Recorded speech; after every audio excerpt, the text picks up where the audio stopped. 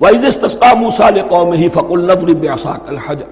اب یہ پھر صحرائے سینا کا واقعات آ رہے ہیں، ان میں ترتیب زمانی نہیں ہے۔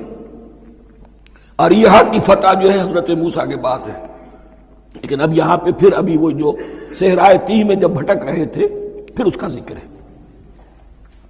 وَإِذِ اسْتَسْقَىٰ مُوسَىٰ لِقَوْمِهِ فَقُلْنَا اضْرِب بِّعَصَاكَ الْحَجَرَ، اور جب کہ موسیٰ کی قوم نے موسیٰ سے پانی طلب کیا۔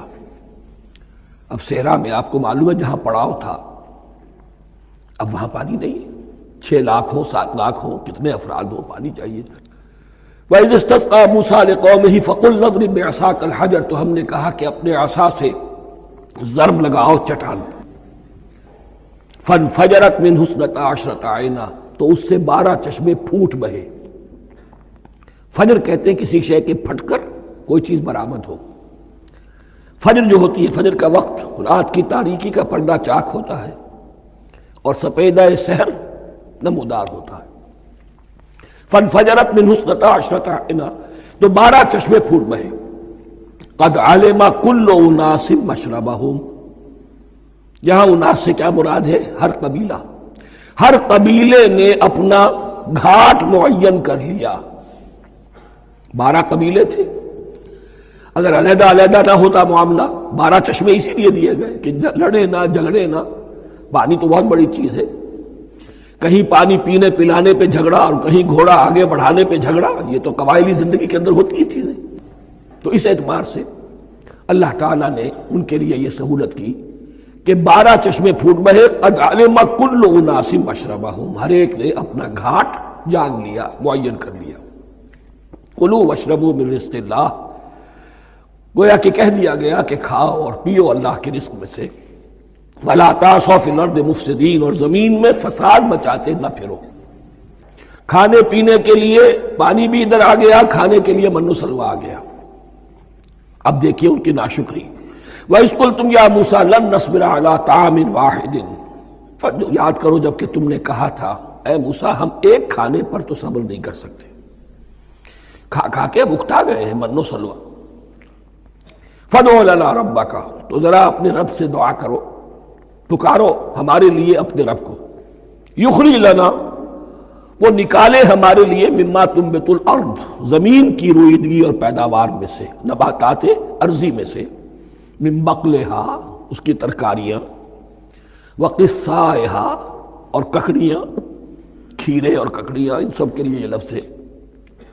وفومہا، ایک ترجمہ گیہوں کیا گیا ہے لیکن میرے نزدیک زیادہ صحیح ترجمہ ہے لہسن، اور سرائے کی زبان میں بھی اور ممکن ہے کہ سندھی میں بھی ہو تھوم، تھوم کہتے ہیں لہسن کو، یہ فوم کی بدلی ہوئی شکل ہے، اس لیے کہ یہی علاقہ ہے جس میں عرب آئے تھے، تو عربوں کی زبان کے بہت سے الفاظ جو ہیں سرائے کی زبان میں خاص طور پر وہ بہت زیادہ، تو تھوڑی سی شکل بدل کر وہ کافی تعداد میں موجود ہے۔ وعدسہا، اور دال خاص طور پر مسور کی، وبصلہا، اور پیاز۔ اب جو چٹخارے جس سے بنتے ہیں سالن کے، ان کی زبانیں وہ چٹخارے مانگ رہی۔ ظاہر بات ہے کہ اگر وہ سلوا بھی تھا، بٹیرا ہے، اسے آگ کے اوپر ذرا سا تپایا اور کھایا، وہ ایک ہی خاص قسم کی غذا ہے جو چل رہی ہے۔ اسی طرح من جو ہے وہ ایک خاص قسم کا سیریل ان کے لیے بن گیا ہے، لیکن یہ جو چٹخارے ہیں یہ تو لہسن سے ہے، پیاز سے ہے، ترکاریوں سے ہے، ان تمام چیزوں سے، دال کا اپنا ایک ذائقہ ہے۔ قَالَ تَسْتَبْدِلُونَ الَّذِي هُوَ أَدْنَىٰ بِالَّذِي هُوَ خَيْرٌ، حضرت موسیٰ نے فرمایا کیا تم وہ شے بدلے میں لینا چاہتے ہو اس کے، کیا وہ شے جو کمتر ہے بدلے میں چاہتے ہو اس کے کہ جو بہتر ہے؟ من و سلوہ کہیں بہتر ہے اللہ کی طرف سے جو تمہیں دیا گیا ہے، تم اس سے تمہارا جی بھر گیا ہے، اس کو ہاتھ سے دے کر چاہتے ہو کہ یہ ادنا چیزیں تمہیں ملے۔ اہبطوا مصرا، اب یہ لفظ آ گیا اہبطوا۔ اب ظاہر بات ہے یہ آسمان سے زمین پر اترنے کے لیے لفظ نہیں ہے اہبطوا، یہاں اس کا ترجمہ صحیح ہوگا سیٹل ڈاؤن سم ویئر۔ اگر زمین کی یہ چیزیں چاہیے تو کہیں سیٹل ہو جاؤ اور کاشت کرو، بیج ڈالو، آبیاری کرو، یہ ساری چیزیں تمہیں مل جائیں۔ اہبطوا مصرا، کہیں سیٹل ڈاؤن ہو جاؤ، کہیں اتر پڑو کسی بستی میں، کسی علاقے میں۔ فَإِنَّ لَكُمْ مَا سَأَلْتُمْ، تمہیں مل جائے گا جو کچھ کہ تم نے مانگا۔ وَضُرِبَتْ عَلَيْهِمُ الذِّلَّةُ وَالْمَسْكَنَةُ وَبَاءُوا بِغَضَبٍ مِّنَ اللَّهِ۔ اب یہ ہے ان کی وہ خباثتیں، ان کے وہ ناشکریاں، ان کی وہ معصیتیں، ان پر جو آخری حکم دیا جا رہا ہے، جو اگر آپ برا نہ مانیں تو میں عرض کروں گا، آج یہود پر اتنا اپلیکیبل نہیں ہے جتنا مسلمانوں پر ہے۔ ضربت علیہم الذلۃ والمسکنۃ وباؤوا بغضب من اللہ۔ ذلت اور مسکنت، کم ہمتی ان پر تھوپ دی گئی۔ ضربت علیہم، it was heaped upon them. The humiliation was heaped upon them. ضربت علیہم الذلۃ والمسکنۃ وباؤوا بغضب من اللہ، اور وہ اللہ کا غضب لے کر لوٹے۔ وہی امت جس کے بارے میں فرمایا وَأَنِّي فَضَّلْتُكُمْ عَلَى الْعَالَمِينَ، اسی امت کا پھر یہ حشر ہوا۔ کیوں ہوا؟ نافرمانی۔ تمہیں کتاب دی تھی کہ تم پیروی کرو، تمہیں کتاب دی تھی کہ اسے قائم کرو۔ وَلَوْ أَنَّ أَهْلَ الْكِتَابِ أَقَامُوا التَّوْرَاةَ وَالْإِنْجِيلَ وَمَا أُنزِلَ إِلَيْهِمْ مِنْ رَبِّهِمْ لَأَكَلُوا مِنْ فَوْقِهِمْ وَمِنْ تَحْتِ أَرْجُلِهِمْ۔ اگر یہ تورات اور انجیل کو قائم کرتے، نافذ کرتے، تو نعمتیں زمین بھی اگلتی، ان کے قدموں کے نیچے سے نعمتیں جو ہیں وہ پھوٹتی، اور ان کے سروں کے اوپر سے بھی بارش ہوتی نعمتوں کی۔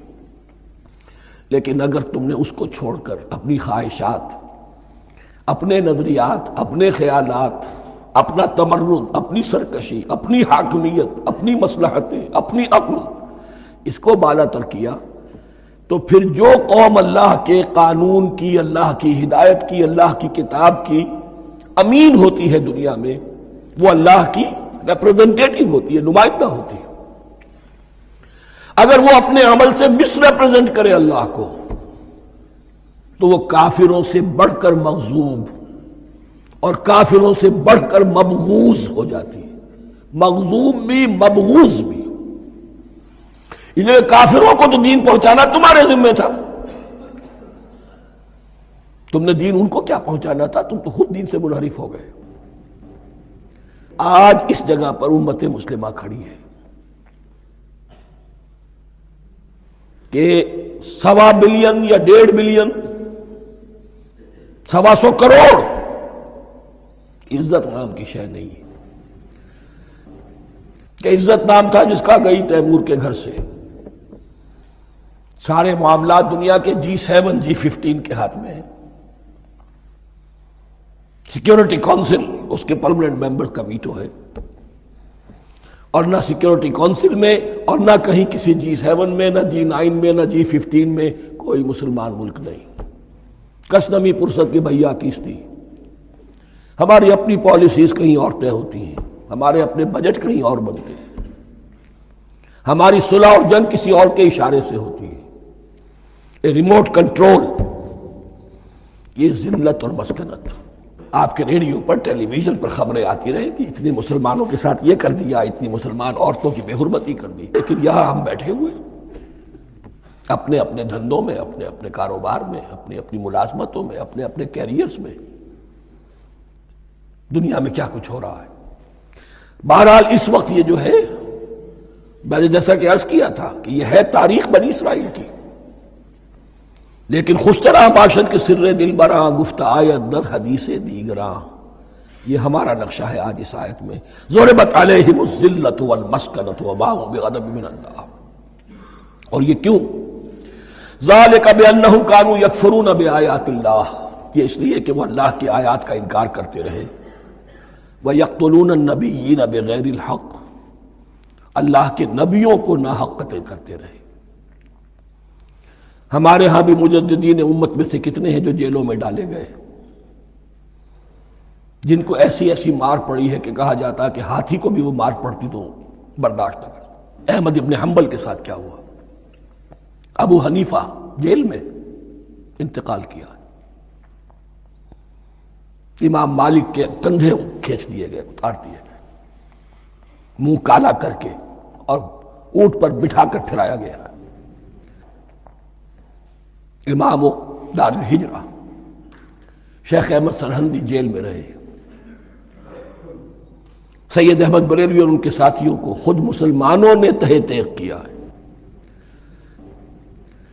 بہرحال یہ داستانیں ہیں، اب نبی تو کوئی نہیں آئے گا، ان کے ہاں نبی تھے، ہمارے ہاں مجددین ہیں، علماء حق ہیں، ایسے کہ حدیث بھی ہے علماء امتی کا انبیاء بنی اسرائیل، تو جو انہوں نے انبیاء کے ساتھ کیا ہم نے مجددین اور علماء کے ساتھ کیا۔ ذالک بما عصوا وکانوا یعتدون، اور یہ ہوا ان کی نافرمانیوں کی وجہ سے اور حد سے تجاوز کرنے کی وجہ سے۔ اللہ تعالیٰ تو ظالم نہیں ہے، اللہ نے تو اونچا مقام دیا تھا، ہمیں بھی خیر امت قرار دیا، کنتم خیر امت اخرجت للناس تأمرون بالمعروف وتنہون عن المنکر وتؤمنون باللہ۔ اب اگر ہم نے وہ اپنا مشن چھوڑ دیا تو ذلت اور مسکنت وہ ہمارا مقدر بن گئی۔ اللہ کا قانون اور اللہ کا عدل بے لاگ ہے، وہ فرام امہ ٹو امہ چینج نہیں ہوتا۔ سنت اللہ جو ہے لن تجد لسنت اللہ تحویلا ولن تجد لسنت اللہ تبدیلا، اللہ کی سنت بدلتی نہیں۔ بنی اسرائیل کا جو حشر ہوا آج وہ ہمارا ہو رہا ہے۔